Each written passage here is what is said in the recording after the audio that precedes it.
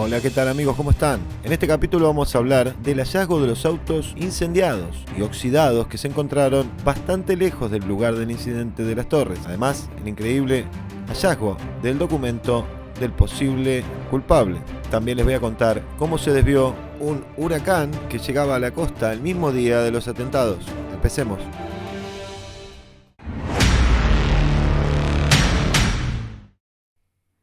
Bien, veamos este video. Hay un estacionamiento.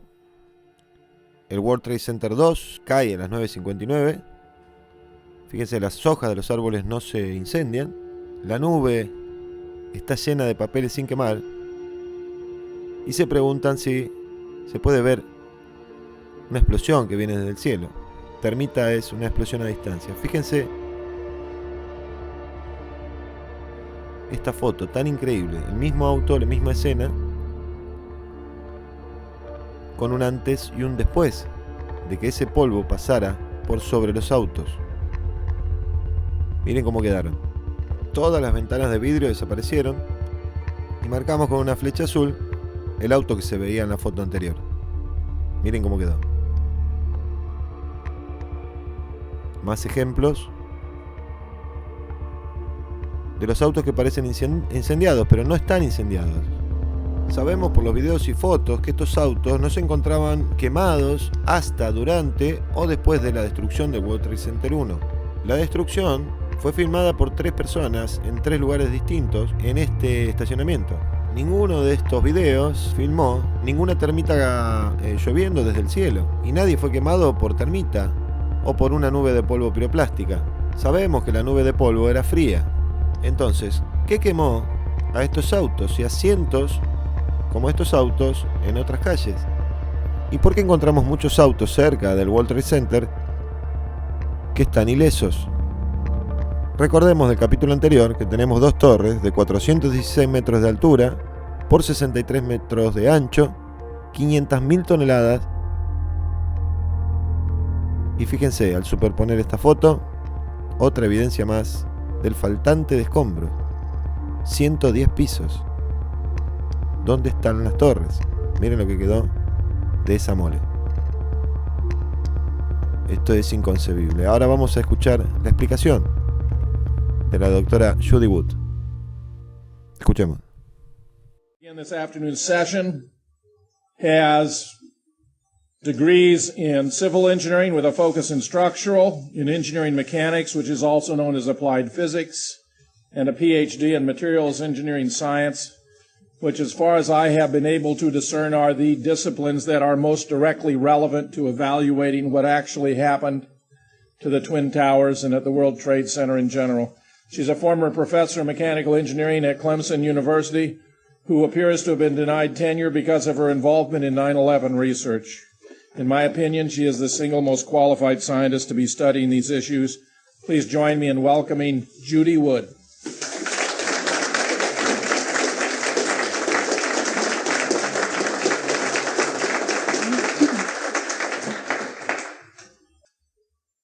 The toasted cars. Now, my definition of toasted is, it's toast. It's history. It doesn't necessarily mean it's burned. It's just, it's ill-defined. It's just a generic term for, beyond hope. And there's where Tower 1 was, Tower 2, and there's the toasted car lot. They're parked over in here, where they're burning, and this is all paper in between. How did the cars burn up? You can see all paper in between, and the cars just spontaneously combust. Mystery. There it is, just paper and powder. After they got the fires out, those cars stayed there for quite a while, but they instantly rusted. Within a day, bright orange rust. There were some cars on FDR Drive, and folks say, oh, they're towed there. Well, okay, you can say that they were towed there. There's some interesting marks on the pavement that appear that they piled up on FDR Drive, or the road under FDR Drive, actually. But a comment I'd like to make about the towed question is there were 1,400 toasted cars. If someone is going to say that they were damaged next to the World Trade Center and then towed elsewhere, you got to find a place next to the World Trade Center where you can park 1,400 cars. You know, VC Street, how many cars can you fit there? Somebody would have noticed the big towed. Correct. So, West Street, we saw pictures from West Street, and there's maybe 1 or 2 cars there, and Liberty Street, a couple of cars there, Church Street. The only street I don't have a thorough sight of what was there is VC Street, under where that overhead walkway garden area was. But how many cars can you fit there? 5, 10, 15? Certainly not 1,400 cars. But not only that, even if this one was towed, what did that to it?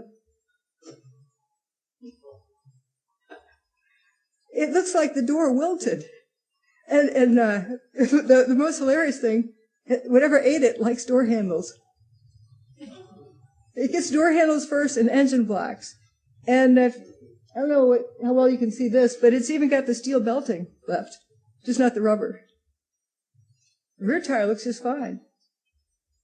Nice new wax job in the back end, looks fine. So how hot could that car have been without affecting the entire car? The recent California fires, a friend sent me some pictures of some vehicles that were burned up. None of them were rusted.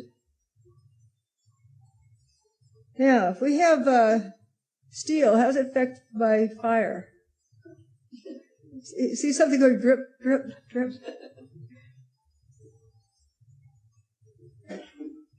What ate that? Something attacked that postal truck. It looks like it was just eaten on the side, like some monster from somewhere, the lagoon. This truck has another interesting phenomenon that I began to notice. Looks like more than just the paint peeled down, it looks like the outer layer peeled down of this door. And then we have fire trucks missing windows. Nothing else seems to be wrong with them. All the windows are blown. But paper wasn't burned? Why just some places was it burned here and not others? That's a weird pattern to have fire. And what was that?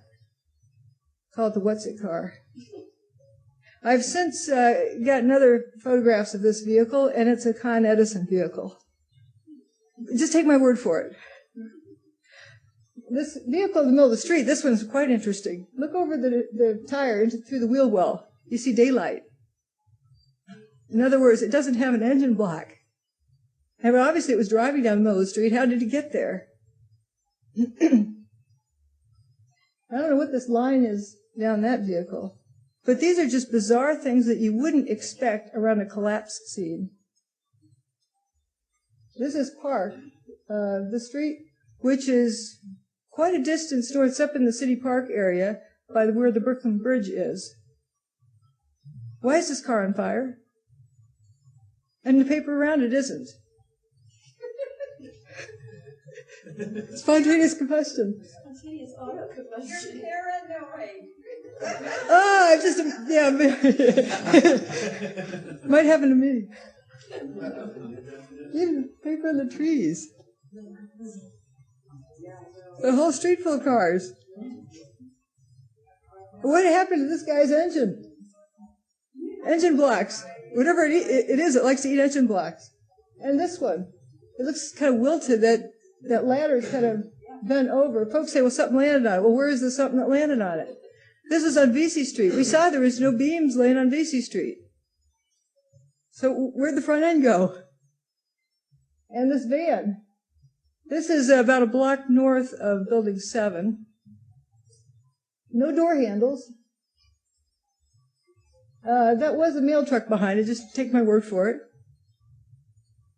But it's already resting on the side of this. And here's more of, I call this the swamp. West Broadway, this is looking south. Down at the end is Building 5 that you see. First thing I noticed is that there's a red light down there. Why is there a traffic light that's working? Notice the fire hose in the street and it looks like a swamp. The water was working. And just a day or two later, look at this street down here. The most interesting thing is this is where Building 7 was and disappeared. It didn't even spill out across the street. And that bus, that's where it ended up. They moved it off to the side and they squashed it down so you might not notice it, so they could clean it up further. How did that street get that way? Here's that street where that cloud was rolling down when Tower 1 went poof. That's the direction the cloud moved in, and after it left, you had toasted cars.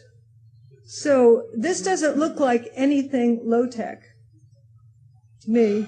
If you have something that cooks everything in that area would be cooked. You wouldn't have the paper not burned, and other things would be burned. But what things do we know of? What? Chemicals is another thing. But we know there's high-tech things that do different things to different materials. You mean DOE?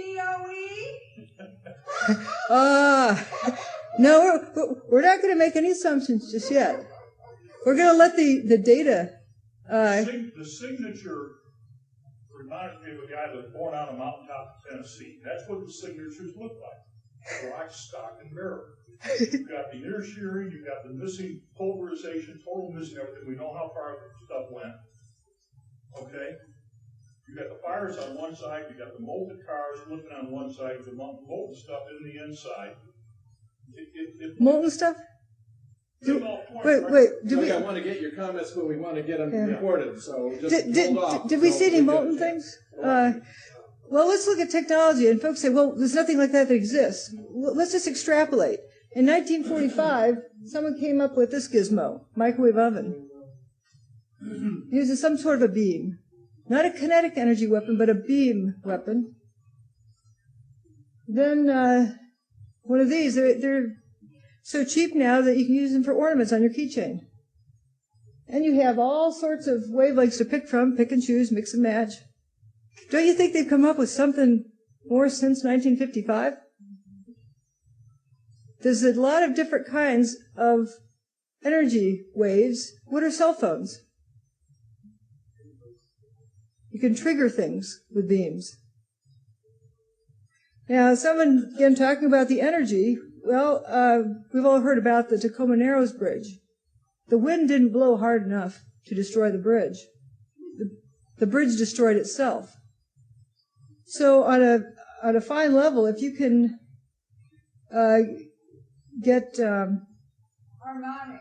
if you can get some, it's the natural frequency, excite the natural frequency. But if on the very fine level you could get the molecules excited, maybe you could get the thing to self-destruct. I'm just putting out ideas. And note how this bridge came apart. It came apart in one place first, and it unraveled and destroyed itself.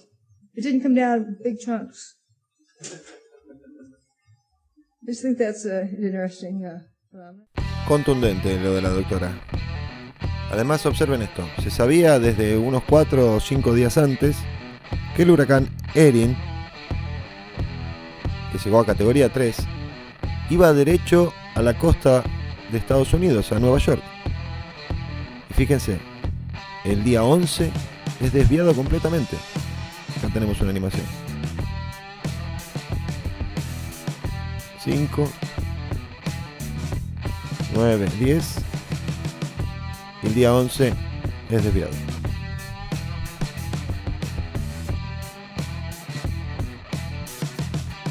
Y finalmente esta costumbre de los que perpetraron el atentado de olvidar su documento, como ha pasado también con un carnet de identidad de Mohamed Kouchi, que se le olvidó en el coche que robó. Parece que tienen esta mala costumbre de dejar la documentación de quienes son a la vista de todos. No se olviden, investiguen, duden, pregunten. Tengan fe, no están solos, somos muchos. Nos vemos en el próximo video.